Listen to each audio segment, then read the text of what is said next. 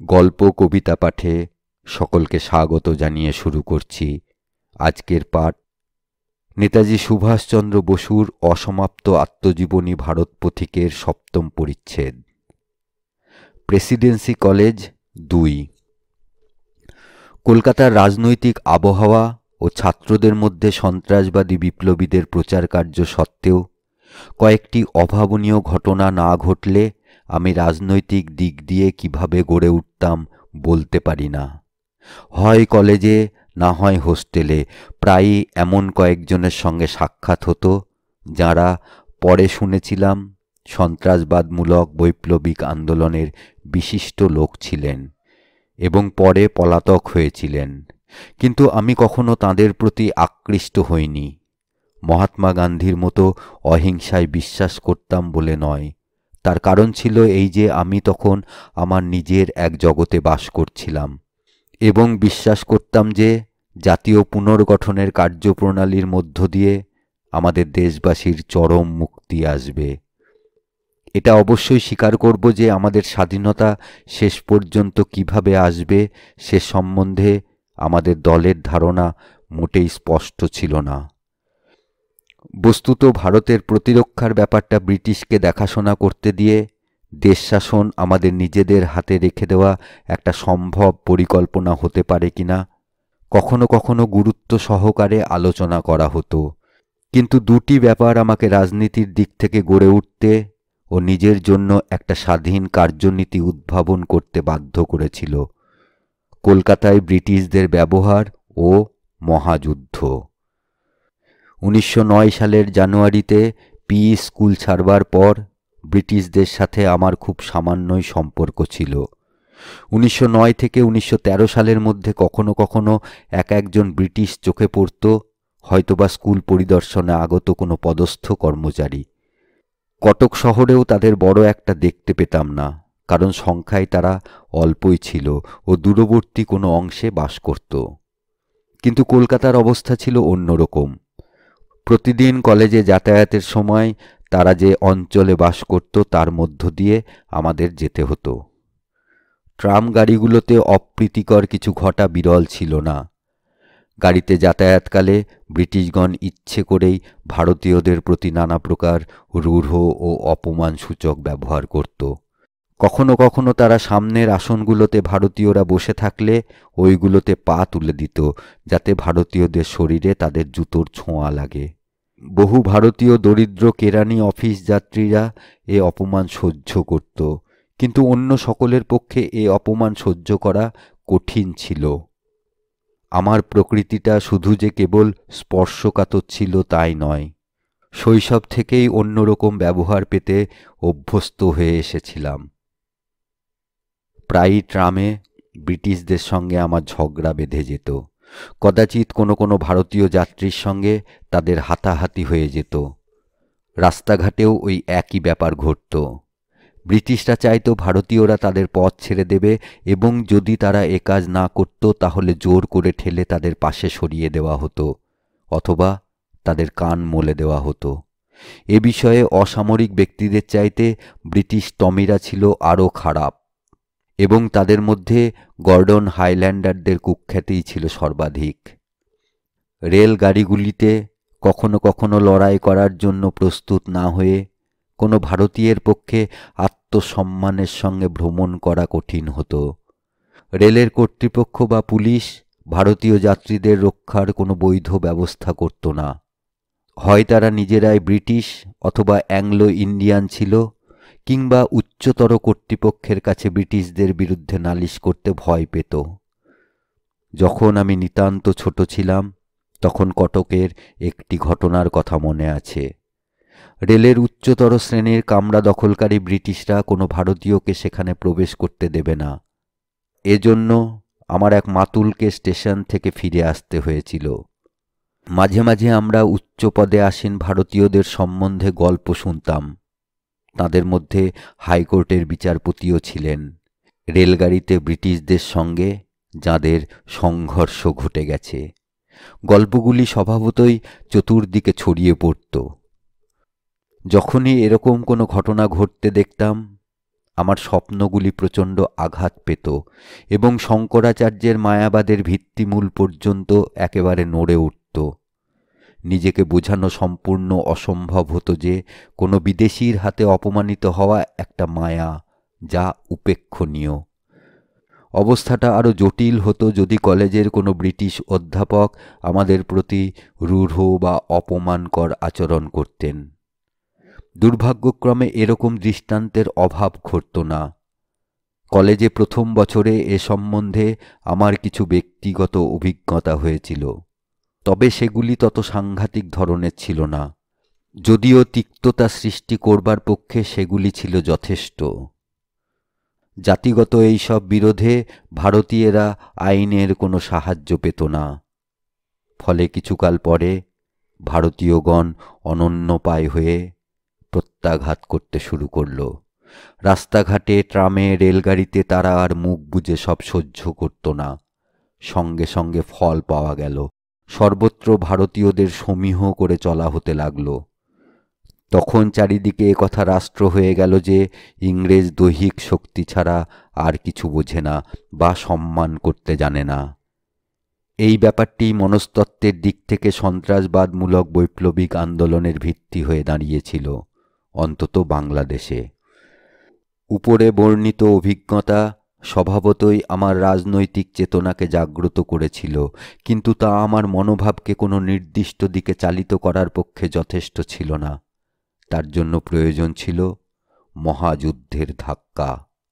1914 সালের জুলাই মাসে যখন শয্যাশায়ী অবস্থায় পত্রিকাগুলি পড়ে কাটাচ্ছি এবং যোগী ও সন্ন্যাসীদের সম্বন্ধে কিছুটা মোহমুক্তি ঘটেছে, তখন আমার সমস্ত ধারণার পুনর্বিচার ও এ যাবৎ স্বীকৃত মূল্যগুলির পুনর্নির্ধারণে ব্যাপৃত হলেম। জাতির জীবনকে দুটি অংশে ভাগ করা এবং তাদের একটিকে বিদেশির হাতে তুলে দিয়ে অন্যটি আমাদের নিজেদের জন্য রাখা কি সম্ভব? অথবা জীবনকে সমগ্রভাবেই গ্রহণ বা বর্জন আমাদের পক্ষে অবশ্য করণীয়? নিজেকে যে উত্তর আমি দিয়েছিলাম তা একেবারে পরিষ্কার ছিল। যদি ভারতবর্ষকে একটি আধুনিক সভ্য জাতিতে পরিণত হতে হয়, তাহলে তার মূল্য দিতেই হবে এবং কোনো প্রকারেই তার পক্ষে দৈহিক বা সামরিক প্রশ্নটি এড়িয়ে যাওয়া চলবে না। যাঁরা দেশের মুক্তির জন্য কাজ করবেন, তাদের সামরিক ও অসামরিক উভয়বিধ শাসনভার গ্রহণ করবার জন্য প্রস্তুত হতে হবে। রাজনৈতিক স্বাধীনতা অবিভাজ্য এবং এর দ্বারা বৈদেশিক শাসন ও অধীনতামুক্ত পূর্ণ স্বরাজ বোঝায়। যুদ্ধ দেখিয়ে দিয়েছে যে যে জাতির সামরিক শক্তি নেই, সে জাতি তার স্বাধীনতা রক্ষা করতে সমর্থ হবে এমতো আশা করা যায় না। অসুখ থেকে সেরে উঠবার পর আমি আবার আমার স্বাভাবিক কাজকর্ম শুরু করলাম এবং অধিকাংশ সময় বন্ধুদের সঙ্গে কাটাতে লাগলাম। কিন্তু ভিতরে ভিতরে আমার অনেক পরিবর্তন হয়ে গিয়েছিল। সংখ্যা ও উৎকর্ষের দিক দিয়ে আমাদের দলটি দ্রুত বৃদ্ধি পাচ্ছিল। সদস্যদের মধ্যে নেতৃস্থানীয় ও উদীয়মান এক চিকিৎসককে উচ্চশিক্ষার জন্য ইংল্যান্ডে পাঠানো হলো, যাতে সে ফিরে এসে দেশ ও দলের অধিকতর সেবা ও সাহায্যের কাজে লাগতে পারে। প্রত্যেকে সাধ্যানুসারে তার ব্যয় নির্বাহের জন্য কিছু কিছু সাহায্য করেছিল এবং আমি আমার বৃত্তির একটা অংশ দিয়েছিলাম। এরপর আর একজন বিশিষ্ট সদস্য ইন্ডিয়ান মেডিকেল সার্ভিসে একটি কার্যভার গ্রহণ করল এবং আশা করা হয়েছিল যে তার দ্বারা সে মূল্যবান অভিজ্ঞতা লাভ করবে এবং ভবিষ্যতের কাজের জন্য কিছু অর্থ সঞ্চয়ও হবে। 2 বছর ঝড়ের মতো জীবনযাত্রার ফলে আমার পড়াশোনার অবস্থা শোচনীয় হয়ে গিয়েছিল। 1915 সালে ইন্টারমিডিয়েট পরীক্ষায় প্রথম বিভাগে উত্তীর্ণ হলেও, যা অবশ্য একটি সহজ ব্যাপার ছিল, তালিকার নিচের দিকে আমি স্থান পেয়েছিলাম। ক্ষণিকের জন্য আমার তীব্র অনুশোচনা হলো এবং আমি সংকল্প করলাম ডিগ্রি পরীক্ষায় ভালো ফল করব। আমার ডিগ্রি পরীক্ষার জন্য আমি দর্শনে অনার্স নিলাম। বহুদিন ধরে আমার এরকম ইচ্ছা ছিল। মনে প্রাণে নিজেকে পড়াশোনায় নিয়োজিত করলাম। আমার কলেজ জীবনে এই প্রথম আমি পড়াশোনায় আগ্রহ বোধ করলাম। কিন্তু যা লাভ করলাম বাল্যকালে যেমনটি ভেবেছিলাম তার চাইতে একেবারে অন্য রকম ছিল। স্কুলে পড়বার সময় ভেবেছিলাম যে দর্শন নিয়ে পড়াশোনা করলে প্রজ্ঞা লাভ করব, জীবন ও জগৎ সম্পর্কে মৌলিক প্রশ্নগুলির বিষয়ে জ্ঞানের অধিকারী হব। সম্ভবত দর্শন নিয়ে পড়াশোনাকে কোনো এক রকমের যোগাভ্যাস রূপে ধরে নিয়েছিলাম এবং সেজন্য হতাশ হতে বাধ্য হয়েছিলাম।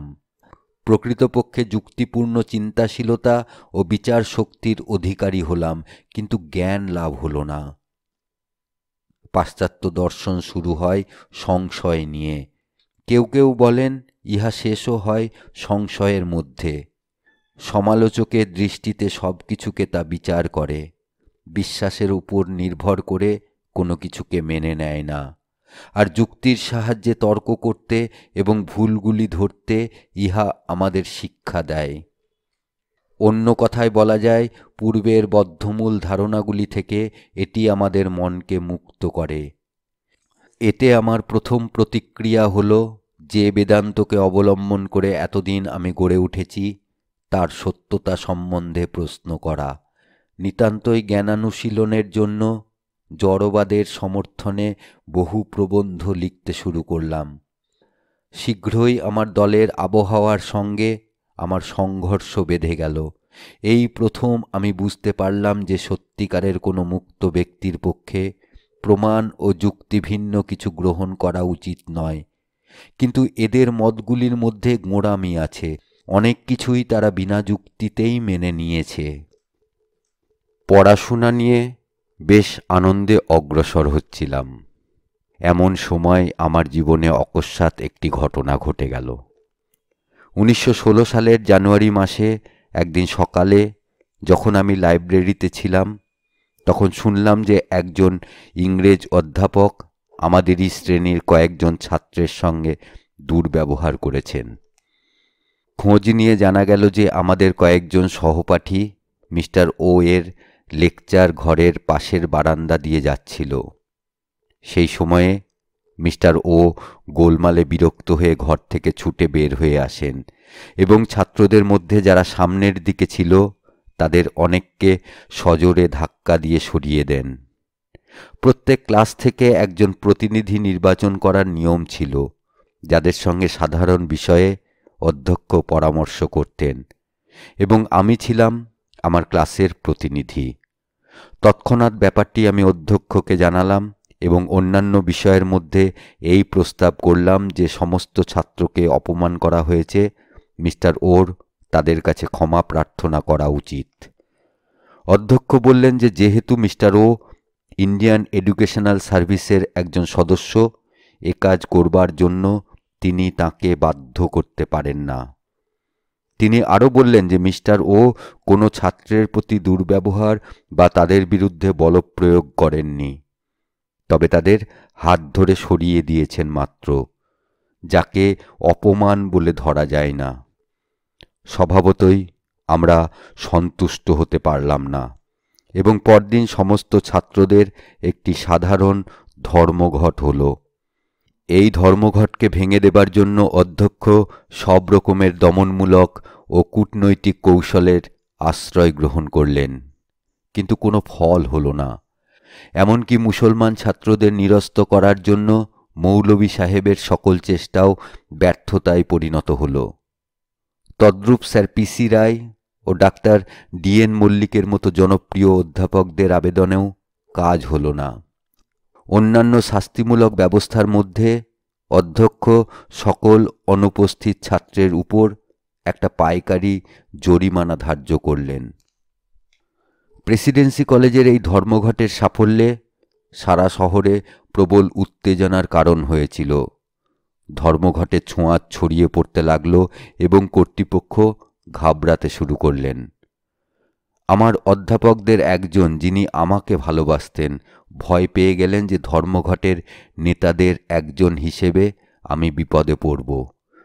তিনি আমাকে একপাশে নিয়ে গিয়ে চুপি চুপি জিজ্ঞাসা করলেন কিসের মধ্যে আমি জড়িয়ে পড়েছি তা আমি বুঝছি কি না। আমি বললাম, হ্যাঁ আমি জানি। যার উত্তরে তিনি বললেন যে আর কিছু তাঁর বলবার নেই। যা হোক, দ্বিতীয় দিনের ধর্মঘটের শেষে মিস্টার ওকে চাপ দেওয়া হলো। তিনি ছাত্রদের প্রতিনিধিদের ডেকে পাঠালেন এবং আপোষে তাদের সঙ্গে ঝগড়া মিটিয়ে ফেললেন। উভয় পক্ষের দিক থেকে সম্মানজনক একটা সূত্র ইতিমধ্যেই বের করা হয়েছিল। পরদিন পড়াশোনা শুরু হলো এবং ছাত্ররা ক্ষমা করো, ও যা হয়েছে ভুলে যাও, এরকম একটা আবহাওয়ার মধ্যে ক্লাসে যোগদান করল। স্বভাবতই আশা করা হয়েছিল যে ধর্মঘটের সময় অধ্যক্ষ যেসব শাস্তিমূলক ব্যবস্থা গ্রহণ করেছিলেন, মিটমাট হয়ে যাবার পর তিনি সেগুলো প্রত্যাহার করে নেবেন। কিন্তু নিরাশ হতে হলো। তিনি এক চুলও নড়বেন না। দারিদ্র্যের জন্য অপারগ না হলে ছাত্রদের জরিমানা দিতেই হবে। ছাত্রদের সাথে সাথে অধ্যাপকদের সকল আবেদনও নিষ্ফল হলো। এই জরিমানা ছাত্রদের মধ্যে ক্ষোভের সঞ্চার করল, কিন্তু কিছুই করতে পারা গেল না। প্রায় 1 মাস পর বিনা মেঘে বজ্রপাতের মতো অনুরূপ আর এক ঘটনা ঘটল। খবর ছড়িয়ে পড়ল যে মিস্টার ও আবার এক ছাত্রের প্রতি দুর্ব্যবহার করেছেন, কিন্তু এবার ছাত্রটি ছিল প্রথম বার্ষিক শ্রেণীর। ছাত্রদের কি করণীয়? ধর্মঘটের মতো নিয়মতান্ত্রিক প্রতিবাদগুলোর দ্বারা কেবল শাস্তিমূলক ব্যবস্থাই ডেকে আনা হবে এবং অধ্যক্ষের কাছে সমস্ত আবেদনও বিফল হবে। সুতরাং কিছু কিছু ছাত্র স্থির করল তারা নিজেরাই ব্যবস্থা গ্রহণ করবে। এর ফল হলো এই যে মিস্টার ওর বিরুদ্ধে বলপ্রয়োগের পন্থা বেছে নেওয়া হলো এবং তদনুযায়ী তাঁকে নিদারুণভাবে প্রহার করা হলো। সংবাদপত্রের অফিস থেকে গভর্নমেন্ট হাউস পর্যন্ত সর্বত্র দারুণ উত্তেজনা সৃষ্টি হলো। সে সময়ে অভিযোগ করা হয়েছিল যে ছাত্ররা মিস্টার ওকে পশ্চাৎ দিক থেকে আক্রমণ করেছে এবং সিঁড়ি থেকে তাঁকে নিচে ফেলে দিয়েছে। এই অভিযোগ সম্পূর্ণ মিথ্যে। মিস্টার ও পশ্চাৎ দিক থেকে একটা আঘাতই শুধু পেয়েছিলেন, কিন্তু তা ধর্তব্যের মধ্যে নয়। তাঁরা আক্রমণকারীরা যারা তাঁকে ফেলে দিয়েছিল সকলেই তাঁর সম্মুখে তাঁর সাথে একই স্থানে দণ্ডায়মান ছিল। নিজে একজন প্রত্যক্ষদর্শী ছিলাম বলে প্রতিবাদের ভয় না করে জোর দিয়ে আমি তা বলতে পারি। ছাত্রদের প্রতি ন্যায় বিচার করতে হলে এই বিষয়টি পরিষ্কার করে নেওয়া প্রয়োজন। এরপরেই বাংলা সরকার কলেজ বন্ধ করার আদেশ দিয়ে ও ওই প্রতিষ্ঠানে ক্রমাগত গোলমালের কারণ অনুসন্ধানের জন্য একটি তদন্ত কমিটি নিয়োগ করে এক ইস্তাহার প্রচার করলেন। স্বাভাবিকভাবেই সরকার খুব রুষ্ট হয়ে উঠেছিলেন এবং অবাধে এরূপ গুজব ছড়িয়ে পড়েছিল যে চিরকালের মতো কলেজ বন্ধ করে দিতেও সরকার ইতস্তত করবেন না। ছাত্রদের বিরুদ্ধে সরকার অধ্যাপকদেরই পুরোপুরি সমর্থন জানাতেন, সন্দেহ নেই।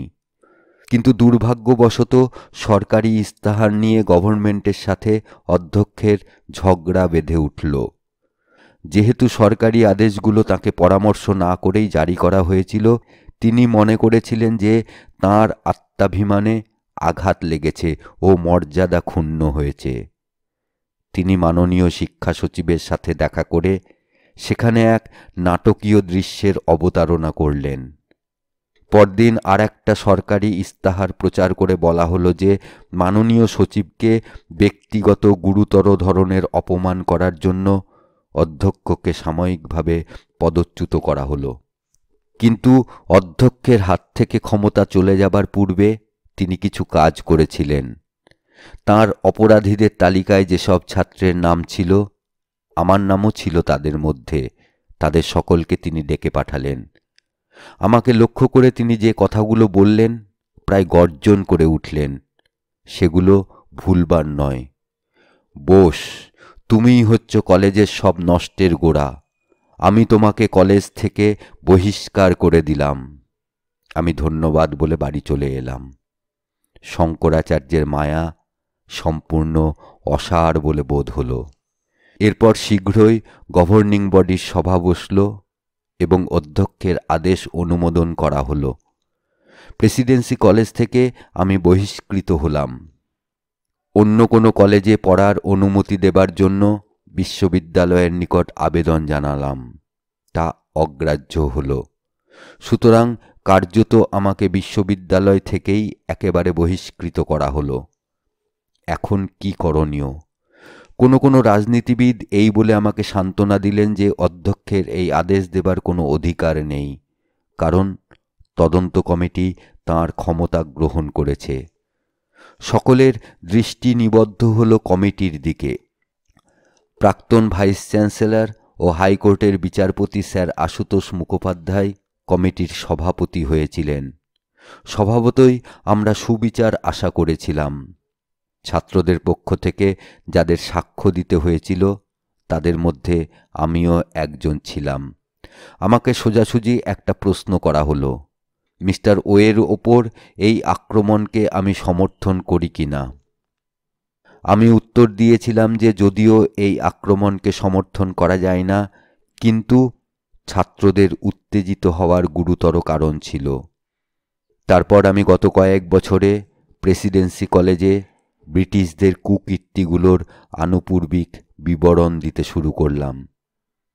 এটা একটা গুরুতর অভিযোগ ছিল, কিন্তু পণ্ডিতন্মন্যের দল মনে করলেন যে অন্য কথা বাদ দিয়ে মিস্টার ওর ওপর আক্রমণকে বিনা শর্তে নিন্দা না করে আমি আমার নিজের ভবিষ্যৎ নষ্ট করেছি।